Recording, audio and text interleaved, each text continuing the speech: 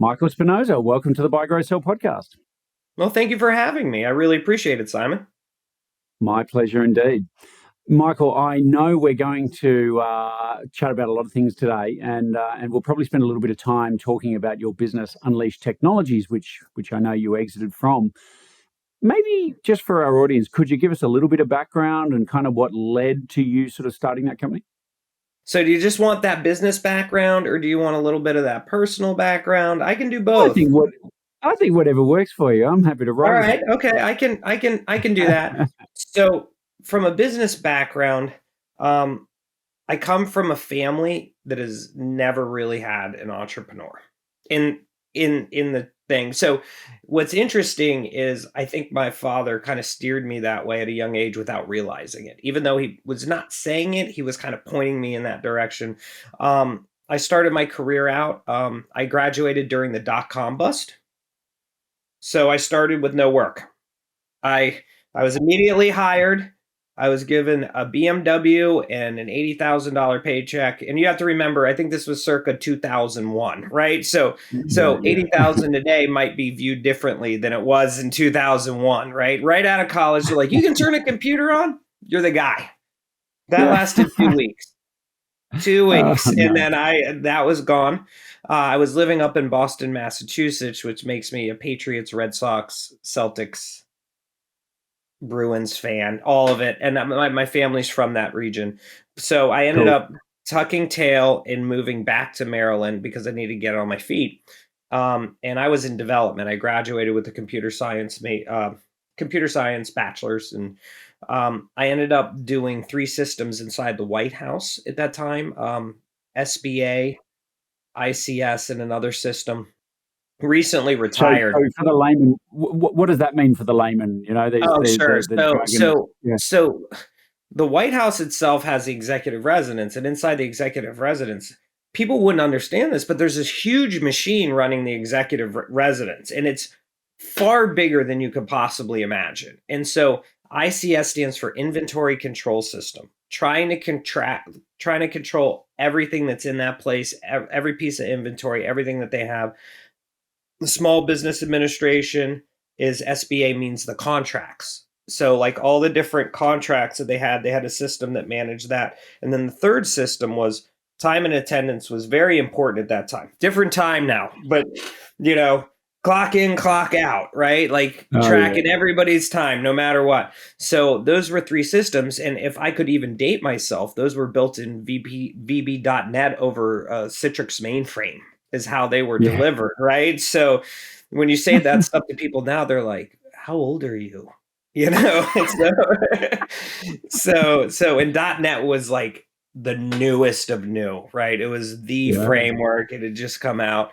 But I ended up doing that. And while I was working there, the weird part is the company that I worked for that placed me there actually went bankrupt while I was working there. And everybody was being fired behind me that was in the local office. And I would check in and I was like, this is not good. I'm I'm uh I'm getting a little worried. And I was right. The second those systems wrapped up, they collected their final checks and they closed the door.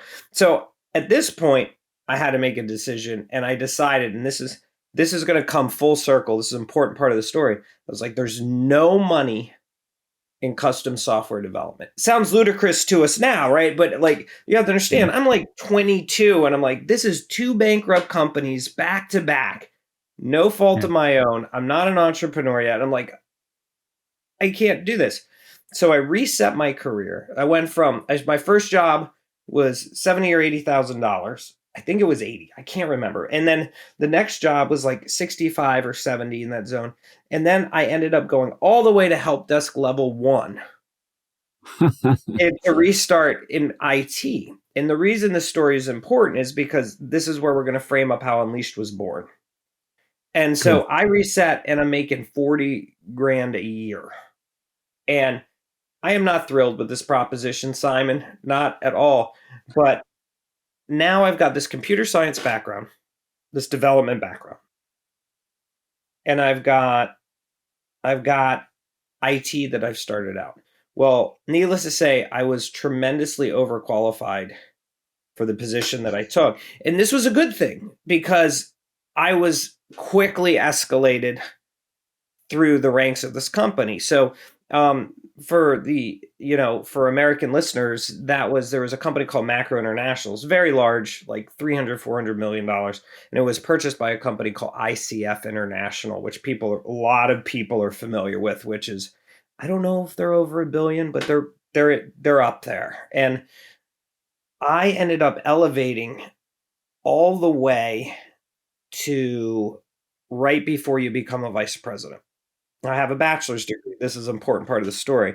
And I was in security. So we need to note that because I was in security and I was getting pushed towards policy and procedure and things. And I couldn't say that I enjoyed what I was doing at the time, but I had gone from making 50,000 to much more than that. I can't remember, but Yep. over 100, I think. And again, time period matters, right? Like at that time, this was an incredible living, and uh, I elevated myself I always say there's the Abraham Lincoln way and the Adolf Hitler way. Well, 43-year-old Mike is Abraham Lincoln. 24-year-old Mike was Adolf Hitler, right? He came through and he was busting everybody up as he did it, and he couldn't stand underperformers, and it drove him insane. Anybody that didn't do A-level work was incompetent. And hindsight's 2020. I was wrong, and I know I was wrong, but it was part of my journey. It was part of the journey that I had to have. So basically, I'm about to be escalated, I think, to vice president. And this is where the story, I want to be careful with what I say, but the long and short of it is that I needed to go get a master's to be escalated to a vice president.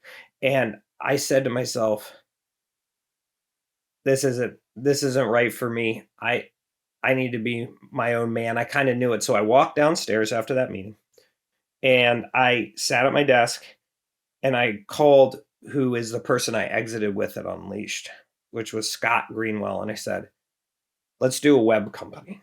Let's do it. So we started working on this web company.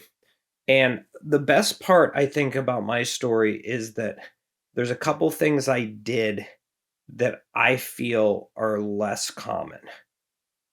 I came from a spot of not doing sales. I came from a spot of not knowing any strategy. I came from a spot of not raising any money. At no point in Unleashed's journey was a dollar raised or a loan taken to get that company off the ground. So I called Scott and I said, we should do this website thing.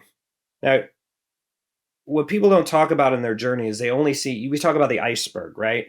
At the tip, you only see the tip, right? You don't see all the work that gets layered as they'll go. So I start working 80-hour work weeks where I'm working my full-time job and Unleash Technologies. And then I had a really honest conversation with myself one day. My full-time job, and I want to give a testament to two people there, and I don't know that I should call their name out or not because I don't know how it will impact them. They both still work there, but but they really did a lot to keep me going while they saw me decline, because I think they kind of knew why I was declining, and I had done so much for that organization. They wanted to support me as long as they could, and I got found in conflict of interest, not because I was competing with them, because the time. They knew that my efforts were going to other places, and they said, you have a choice. You can either go do this thing or stay here. You can be a financial investor over here, but you can't do it. You can put money into it, but you can't do it. You can do this.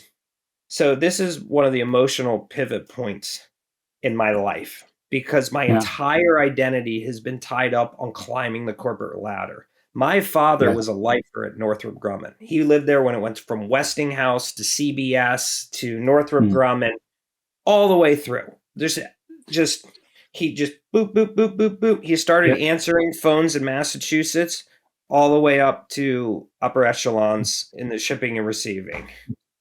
So quick question. Sure.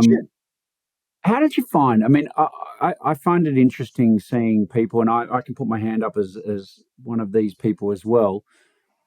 It, it's quite a switch stepping out of corporate, and I think there's my experience was always when I was in corporate, I never worried about money, but I was always frustrated and annoyed and worried about freedom. Then when I went into my first business, I had all the freedom in the world, and then I didn't have enough money. Um, and look, obviously, if you do okay in your business, money starts to sort itself out. But it can be quite a big leap. And I see it now, even in this environment. We've had a lot of people who are in the corporate world now approaching to buy some of the businesses that we're selling, for example. And I just find as a common theme, I don't want to tar everybody with the same brush, but as a common theme, many corporate people seem to find it really hard to pull the trigger and jump into business for themselves, whether they're buying a business or doing a startup. You give up the salary, you give up the security, you give up the persona, the position, the authority, the kudos, all that stuff that comes Yeah. with having built a career in corporate. How, how did you find that? I mean, what did you have any of that sort of internal conflict, or was it different for you? Oh, it's terrible. It was absolutely terrible. And so what I mean by, but let me tell you, when I say it's terrible, I look back on it fondly. So I get found in Yeah. conflict of interest, and they're like, we'll give you 48 hours to make your decision. Mm. And about 4 months before that, I had an epiphany. I was going to networking events, and these were terrible events. I mean, terrible events, like BNI, like just not matching up because I didn't know what I was doing. I was trying to learn and build and do these things, and I had this epiphany, and I try not to mix words. I was a fraud. I was a fraud.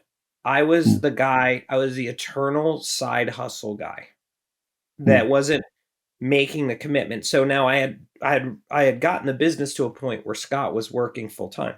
Now, when I want to clarify Scott working full time. He was making a Burger King wage. Like he Yep. was not like he was just, but he was full time, and I was doing the double dip, and I had this epiphany. So when I found myself in conflict of interest, I knew I was at a crossroads in my life, and there had to be a decision that was made. Now this is a really valuable and personal, important part of the story. I let my family know, and this will give you the dynamics of any entrepreneur. Is that what is your support system? So I talked to my parents, I talked to my wife, and I talked to my wife's parents, and other people knew. Universally, with the exception of two people, everybody said, you don't have what it takes. I mean, almost wholesale was like, Uh, you don't have what it takes. And they were trying to be polite. They're like, those guys are different. They're cut from a different cloth, Mike. That's not you. And I have always been fueled by adversity. And it's funny.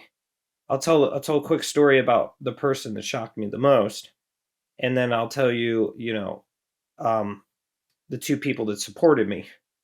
Actually, I'll go with the two people that supported me first. My father, unconditionally. My father has been a beacon in my life the entire time.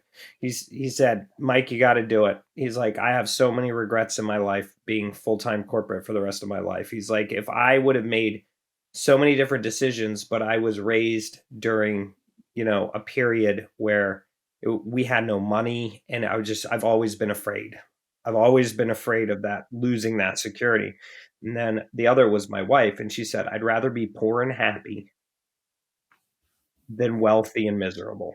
And she's like, you are miserable, and it's affecting our lives, right? Like, she's like, it's affecting us. She's like, I didn't marry you to be miserable. I married you to be happy. I don't need money. yeah. So the story that I have, and I'm sure I'll be killed for this, is that I was sitting in my parents' house, and I was telling my father-in-law that I got found in conflict of interest.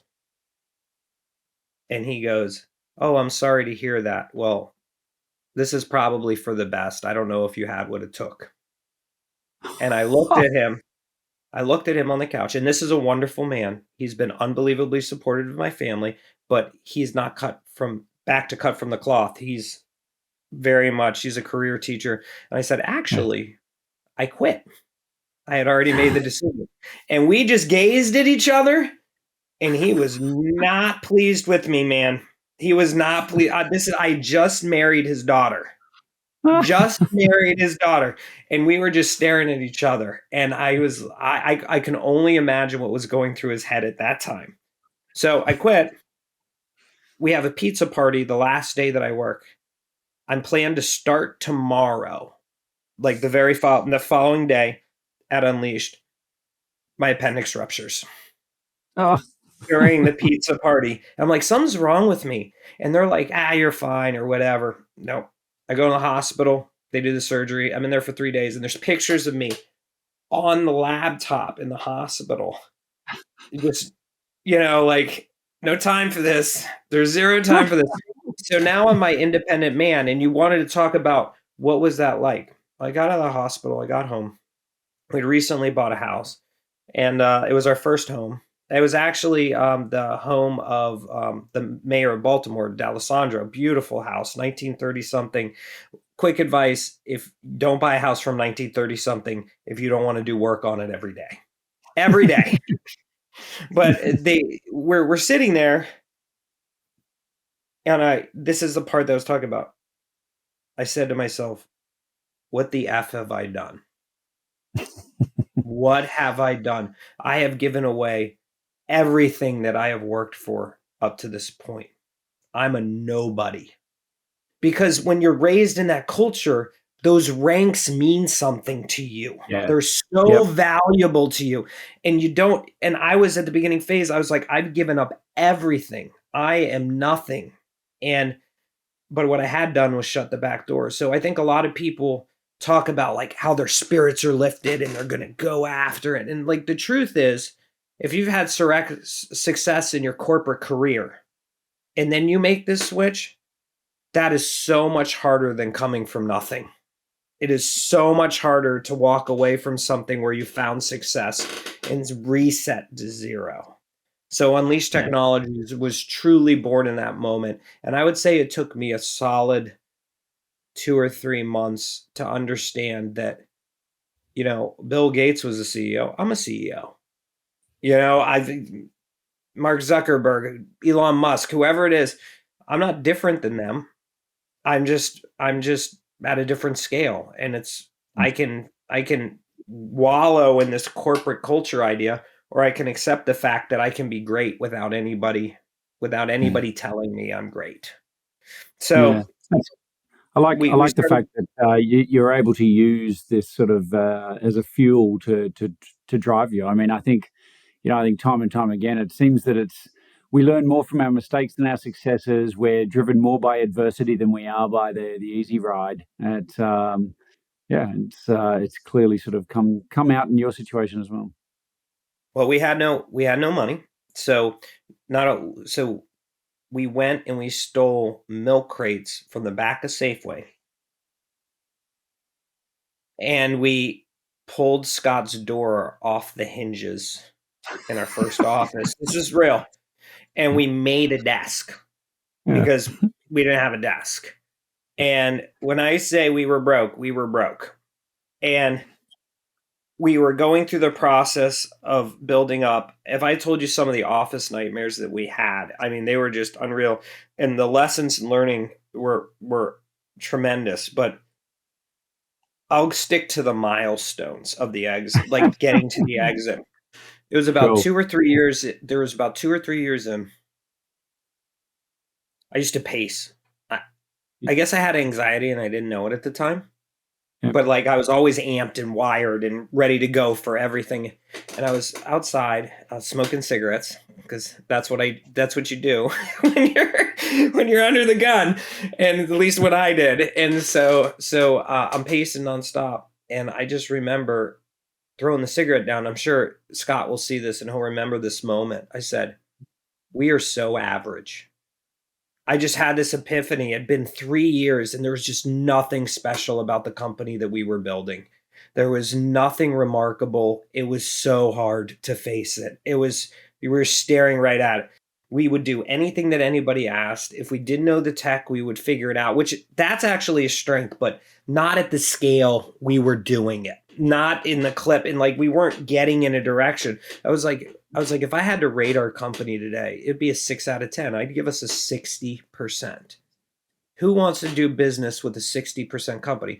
Then I looked at the entire market because we're in web design, web application development. And I said, what does this market look like? So I started looking at all the companies, and everybody kind of lived in this 900,000 to like $1 million, maybe $1.2 million range. There's like a ton of us. Like if you put a pin in the map and we do a 5-mile radius, there's going to be 40 of us. I was like, how do we carve out of this? Because this isn't my vision. This isn't what I had planned for us.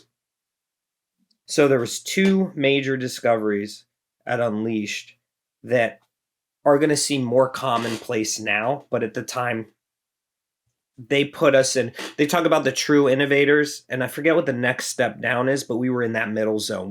We found out something. We figured out something that was really important. The first major discovery was I walked in, I pulled the staff together that worked to us. In fact, all the way through 2019, almost all of my staff remained. I was able to retain for almost 14, 15 years what I call the OGs, right? They were with me from the beginning. I sat down and said, we suck. And they're like, confirmed. And I was like, okay, what are we going to do?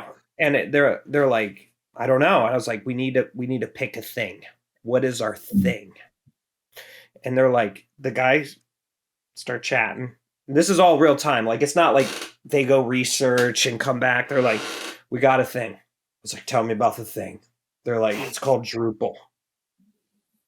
And it's called like, what? Sorry? Drupal. So Drupal is an enterprise content management platform that is used for, it competes with like Adobe AEM. You might not know these brands, but Adobe AEM, large scale platforms, and it's the only open source truly enterprise platform. And they showed it to me, and it completely defied the logic of any systems that had come before it. And I said, I fucking hate it. And they're like, we're pretty sure it's the future though. And I looked at my team and I said, look how smart these young people are. Let's do it. It was done just like that. I was like, let's do it. Let's commit to it. Let's go after it. And I said, if you're telling me this is the future and that this is what's being adopted, and we were coming in, we were coming in a year after it started gaining popularity. We weren't first to the table, but we're very close. We're very close. So we're going to focus on this platform. When we sell, this is what we're selling. This is the system that we're moving forward with. The second revelation was, everywhere I went, the only way that the kind of work that we did was build 2 ways, period. Time and materials, or something called firm fixed price. These were the only 2 models that existed. And I said, this doesn't make sense. This is broken, because if they do time and materials, they get billed to death. If they do firm fixed price, the company gets bloodbathed almost always, right? Like the margins go to zero no matter how much padding you build in, whatever's happening. It always turns into a nightmare, because part of what we do was very subjective. It had design, we were always building custom functionality, and you got to watch out for we assumed it would do this, right? That is a terrible spot to be in as a custom developer. So I said, what if we flip that model on its head? What if we set aside a set amount of hours every month for our client in which they have access to developers, designers, marketing specialists, project managers, solutions architects, and they use those people in the dosages they need? And the biggest lesson I took away from this was, as a more mature business owner, we have a natural tendency now to overplan things, because we've seen the damage that underplanning can do, right? And so now if we want to open up a new division, we can't just go after it. We need to have the practice lead and the project manager and 12 developers, and the team is set, and these guys do this. And So what I learned there is like, we're going to beta this model. We're going to test this model out and we're just going to go for it.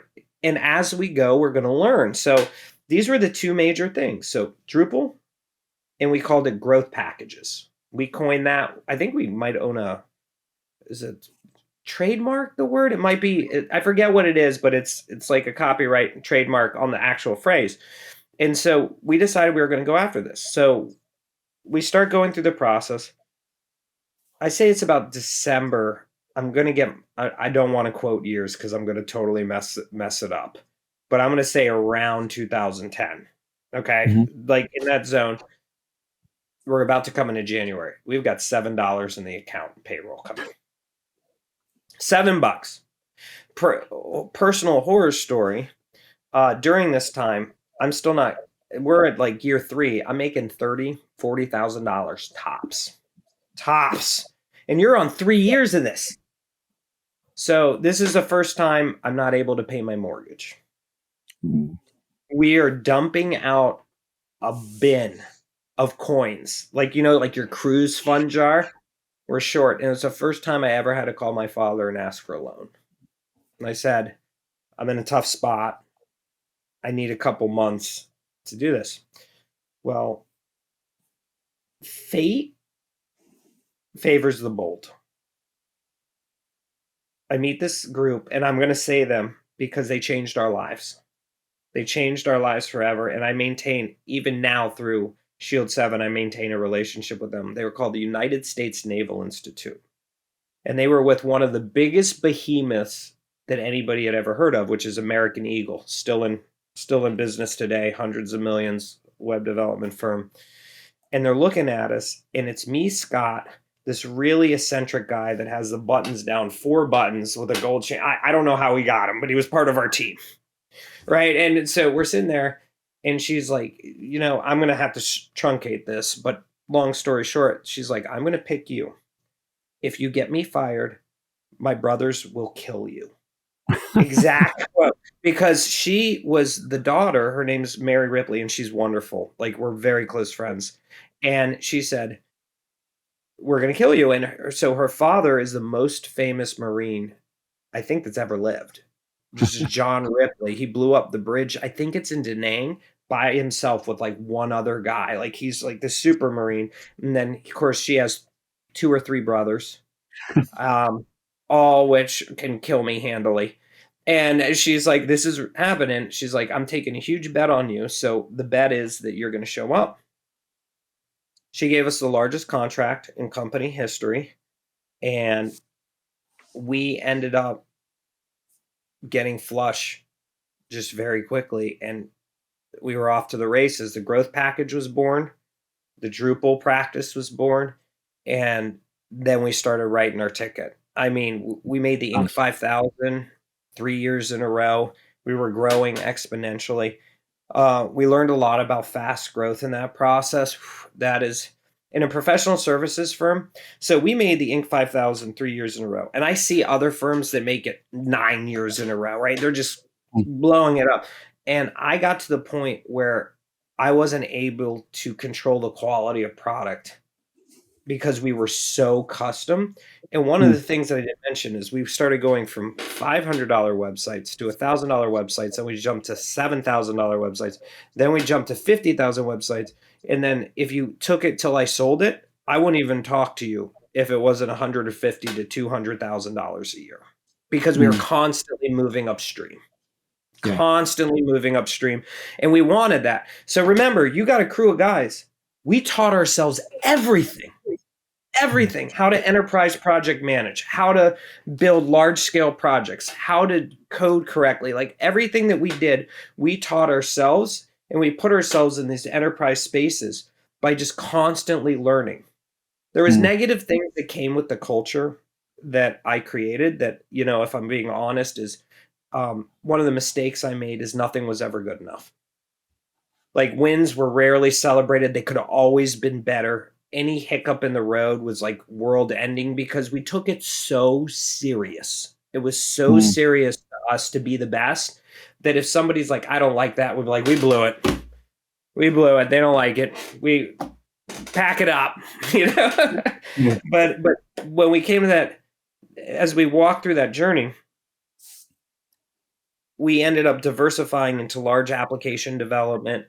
We always stayed in open source. That was the one rule that we maintained, was we need to be specialized in open source. So in that, you lent itself to the web world, because where open source has really hung its hat is in the web space.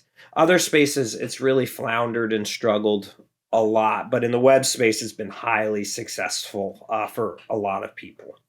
So I don't know where you want to jump from there, but so answer quick. No, that's cool.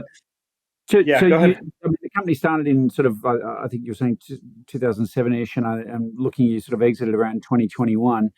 At what point on this journey did you start thinking about exiting? So I never thought about exiting. This is where the story gets weird. So I will tell you that I've been doing this. When I sold, I've been doing it for almost 15 years. And when I started the company, my thought was, I'm going to pass this on to my kids Mhm. and raise this is going to be a forever thing. And what I found was, coming into about 2017-ish, I had a staff now of about 50 people, maybe a little bit bigger. There was we always teetered between anywhere from 45 to 60 people. Like it would jump in and out of there. And I started losing passion a little bit. Like I started letting my hobbies take over, which at the time I just thought that I got really comfortable in my business and what I was doing. But what I realized in hindsight was that I was looking for something new. Like Yeah. I was like, my focus is like, I used to wake up and be like, it's time to get to work. I have no time to waste, right? And I was like, oh man, should I do this today or that today? And like the company had Yeah. grown. At one point, I learned a hard lesson in 2017 where was very hands off of the business, and I had an individual in place that was killing my staff, killing the margins, changing my culture, and I was not where I needed to be in that journey. And this was a hard lesson as an executive. I came back, meaning I was always there, but I came back mentally, and we Mm. had to clean it all up. Yep. Like it was a big cleanup job. And for other entrepreneurs, like just to highlight, the road is not going to be smooth. And sometimes it's going to be you that's the problem. And I was the problem, right? I had checked out in a lot of senses because I felt like I've got everybody in the places I need. This is what I was waiting for, you know. And so I came back in 2018. We got everything back on track, but I started noticing that like my passion was slowly eroding. And if I can't be the best at something, or aspire to be the best at something with all of my heart, that's an indication to an entrepreneur that they need to start looking at an exit. If Yeah. you're Makes looking at sense. your company and you're saying you could be 40 million or 5 million, Mm. and if you're looking at yourself and being like, yeah, it's okay, this is good for me, I don't really want to do anything new, I don't want to investigate anything new, Yeah. you have just started your decline. In my opinion, that's where the decline starts. Yeah, it makes sense. Just for some context, you sort of said waivers between 45 to 60 staff. I mean, what was the business sort of turning over roughly at its peak? Turning over in terms of staff, No, in terms or of turning revenue. over in terms of revenue? In terms of revenue, yeah. In revenue, we were like, I don't know, I feel like we did good. We were like at 7.5, 8 million. That's pretty Yep. good. Yep. So So solid seven figures. Yep. now that goes back to that problem. It was never good enough for me. Nothing was Mm. ever good enough for me, because I always thought we could do better. I was like, we can earn more, we can do more. So in Mm. 2019, unpopular opinion, gonna say it, Donald Trump changed my life because he changed the tax code. Yep. He changed the tax code in a way that I was saving 15% on my federal taxes. This is like Nice. company changing stuff, man. Oh, Like yeah. 15% to an $8 million company is a lot of money. Yeah. And I was hiring new people. We were building in different areas. And I was just like, this is amazing. Like Yeah. I thought it was great. So I'm flying high as a kite. Now we're in 2019. We're coming to midway years. I'm crushing like 30% margins on a small firm. Life is absolutely amazing. Deals are pouring through the door. Just Nice. pouring through the door to the point like I never thought I'd get to the point where I'm just not going to touch it. Like if I don't want it, I don't take it. Right? Yeah. Like yeah. You have to understand the context, Simon. At this point, we were the number one Drupal shop in the world. Nice. Like there were bigger ones by like wide margins, but by like I mean with hundreds of people and huge projects that they did, but from a pure review, I guess I call it peer review or customer review, third party validation perspective. We were top dog. We were the only company that was under 100 employees listed as a top 10 global best global service provider for what we did. Nice. Like everybody else was like 400 or some crazy number, and we were just hanging with them. And so wrapping into that, or I guess what I would say is life is great. I get a call. No, go ahead. Finish your thought, and then I'll jump into that. So you got a call. I think you're starting to go where I was going to go. So what year is this now that you get a call? 2019. Yep. Probably early in the year, maybe Marchish. I'm a bad dates guy, but I can get general areas, right? So March, I get an email, and it says, "Hey, this guy wants to talk to you," and I was like, "Okay, about what?" And he's like, "Oh, we're just gonna." And I've been getting pinged, by the way. Once you get over 5 million, people start sending you emails like crazy about buying it. So I'm like, I don't have time for this. And then he's like, just talk to this guy. He just wants to see what synergies exist. And I always know when somebody wants to buy a company because they're cryptic. They're very cryptic when they're coming into purchase. They're like, we want to see what you got going on and just talk about what the future might hold. Like they don't want to say, I'm looking to acquire you. They just want to like feel you out first. So I'm like, okay, all right, fine. I'll take a call with this guy. The guy gets on the phone, and I was just like, I've got zero interest in selling this company. He's like, well, why don't we get an LOI, and why don't I just show you what I'm thinking? And I said, no, thank you. You didn't hear me. I'm not interested. Click. Yeah. I get an email. I get a call. He hits me back. He's like, let's just take a look at this thing. Why? And this is the most persistent person that I've dealt with. So I called Scott and I said, maybe this is something we should look at. So I had a very hard dynamic. I made a mistake early on that I don't think you're going to hear from other entrepreneurs. When I was building this company, I said, we're going to the top and I'm not going to sell this company. Because I thought that was the truth. I really did. Like that was my intent. That was everything to me, was that we were going to take this thing to the moon as one team. And finally I said, Scott, we'll give him a shot. And I said, there's no number that you could put in front of me that's going to make me sell this company. And so we get into the LOI. He starts looking at my books. He's running my staff ragged. I'm starting to get pissed. Because they're trying to figure everything out. So at this point, are you handling it all yourself, or did you have some external advisors helping you? So I did not. Yep. Cool. Get a lot of external you're probably being run ragged at this stage too. Right. So I've got, the one thing I did do is I used a gentleman. So I thought we were the absolute creme de la creme. So in 2017, I had a gentleman that was an expert in our industry come look at our business. And I'm like, he's going to tell us we're the best ever. We don't have anything to improve. He wrecked us. Like, he's like, this is wrong. These are your true margins. This is what this is. This is what this is. This is what they look for. You're not in a good spot. Yep. So I said, whoa, I thought you were going to tell us we were great. So I've always been a person where you can't offend me and I don't have ego in that kind of game. So I said, all right.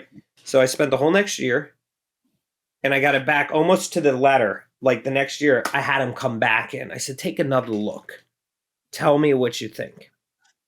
And he was like, 80% improvement. Absolutely. The margins have improved. These are true. You're accounting differently.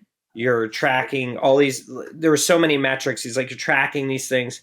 We're in a much better position. Actually, I shouldn't say that I didn't get any help. This gentleman did help and counsel me on the LOI.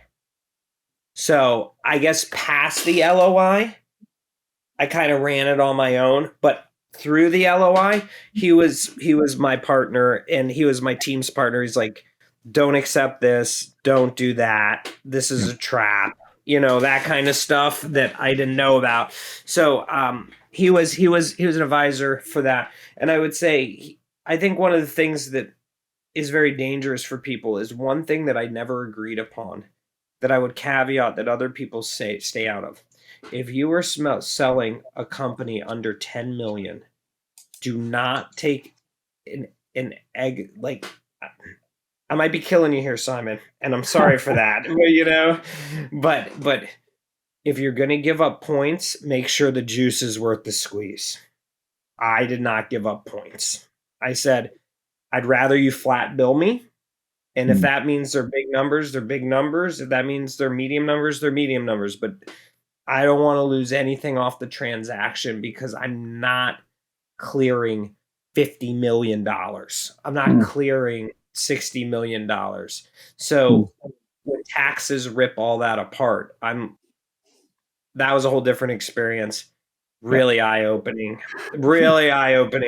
But basically, I used him for the LOI. I went through the LOI. He sends me the offer letter. This is what you're looking for. I was like, that is a number that I will sell for. And you have to remember what the economy looked like in 2019. Yeah.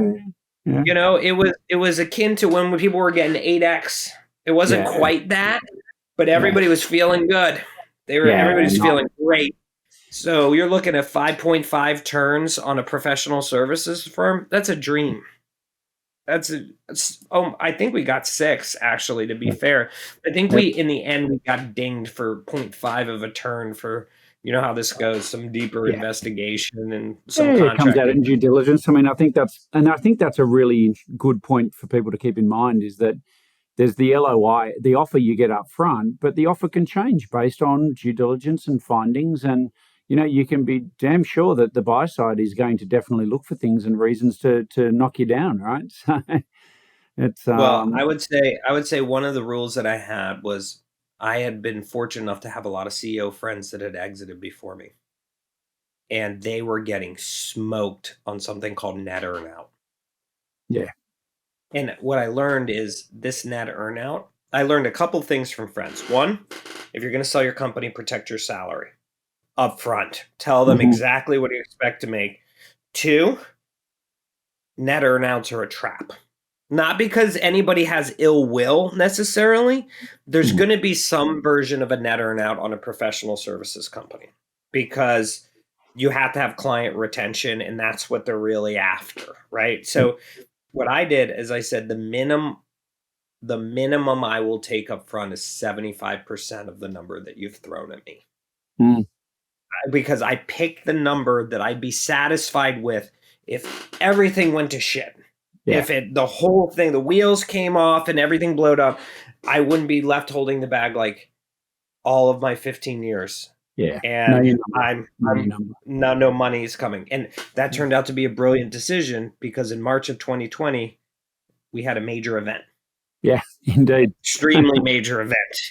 Right. And so that was something that really worked in our favor. But I think for people that are selling their company, one thing I learned that is not common was I was in a very interesting position because my company was gangbusters. There was no sign of the economy slowing for any reason at that time, and I didn't have an interest in selling. This made me extremely powerful at the negotiation table. They'd be like, you need to do this, this, and this." Like, for instance, that at one point they said, your new salary is gonna be 150,000. I was like, "Nope." And they're like, "Well, you just made all this money." I was like, "But that's not what I'm worth." And they're like, "You're either 160 or the deal's off." I was like, "Deal's off." Yep. And they're just sitting there like, "What do you do with me?" Hmm. When I'm controlling the cards in that sense. Does that make sense? Like, Yeah, I'm in the absolutely. But I command of don't the think you ship. should work for below market rates either. So I think you're, well within your rights, and you did the right thing. It makes a lot of sense. But I think a lot of people that start getting to the table, when they see the big number, what the Yeah, job of the seller and the seller's representatives is to do is to slowly chip away. grind you down. Yeah, Yeah, like, and it's a slow process, right? yeah, And like, totally. next thing you know, if you were said you were going to get $10 million for your company, now all of a sudden you're at 6 and you're happy about it. What just happened? Yeah, Right? Like, what just totally. happened? They're grinding you down. So, but if you take the mentality of, I have something that they want, Mm. there will be other people behind this. Yeah, If it's totally. good enough for them, it's good enough for somebody else. Yeah. If you don't like the terms, don't go through with it, or hold your line. Just Yeah. hold the line, because they're going to keep pushing that. And every time I learned, if you give an inch, they take a mile. Next thing you're going to say, well, also, we saw this and we didn't like that. So I was very empowered in that process. Yeah, no, that's great. I think it's important. I mean, look, getting deals done is a compromise, but you need to know what you're willing to compromise on and what you're not. And I think if you're not clear about that, you may find yourself in a pickle. Michael, I'm cognizant of time here. We're sort of at the top of the hour, but a couple of quick questions just to wrap up, if we could. Um, from the moment of that first phone call, email, when that guy first reached out to you, to having a deal done, signed, delivered, you've got a lump of cash in your account. How long did that take? Should have been 6, took 9 Yeah, months. It should have and been look, 6, though. We yeah, basically closed end of November, and it started in March. yeah, fair call. So And it's how long always did you hang longer. around? How long did you hang around after the deal was done? I was contracted for 1 year after the deal was done. Yep. This was a COVID year. And in the first time of Unleashed history, we were flat. And I Yeah, didn't feel right. So I voluntarily signed on for a second year. And I said, let's get this back to where it needs to be and do the right thing. And I did yeah, that. And then in December of 2021, I exited. So I did yeah, 2 years. yeah. I only had to do one, but I did 2 years. Oh, that's Scott did cool. not last that long. Even though he was contracted for a year, he made it 6 months. He was like, anytime you want to let me go, just Yeah, let me know. Something yeah, happens to you when you sell a company. So I thought that I would be reinvigorated, but I got private equity backing me up now in this. But a piece of you is lost in that process. And again, this always comes back to what you think your reaction will be and what your reaction actually is when it happens. And so I found a loss of motivation. I fought very hard to stay in the game yeah. No, after today, Mike Spinosa still owns 7% of Unleashed Technologies. I believe in that company, that equity's staying right there. I know that they're going to do a great job and they're going to do big things. yeah, and that's great. Michael, just very quickly, what else are you doing these days? What's your main focus? So remember that thing I put a pin in, circumvent.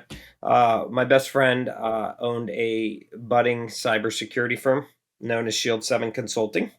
Mm-hmm. And him and his partner had been at it a while, and they really needed to add a third leg. These guys are phenomenal engineers and consultants, Mm-hmm. but I represent straight up strategy, business, marketing, those kinds of things. Yeah, And brilliant. it was a big back and forth, in the sense of, it wasn't negotiations. It's when you breach a relationship with your best friend, you need to be really clear on what.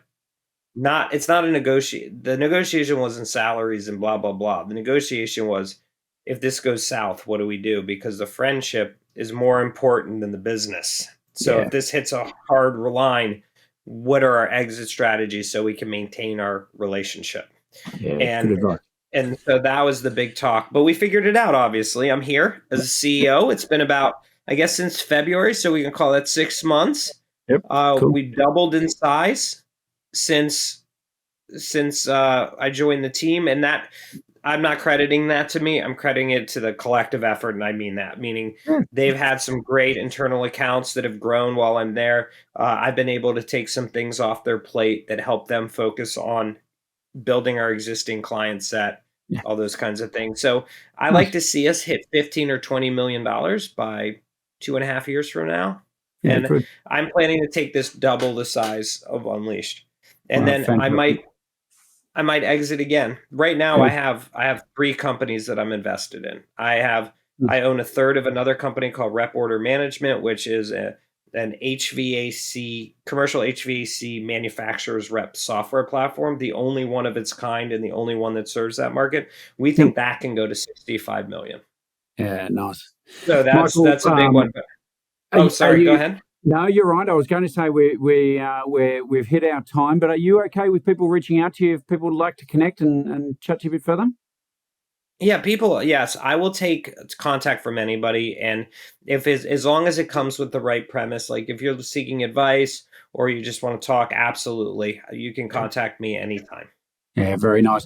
Look, we're going to put some links in the show notes here, so you can reach out to Michael. And as we always say, look, if you do reach out, let him know you heard him on the podcast. It does help give a bit of context there. But Michael, thank you so much for coming on the show. I appreciate your time. I appreciate you sharing your story. And there's been a lot of insights today that I know people will get a lot of value out of. So thank you. All right. Well, no, thank you. And Simon, best to you.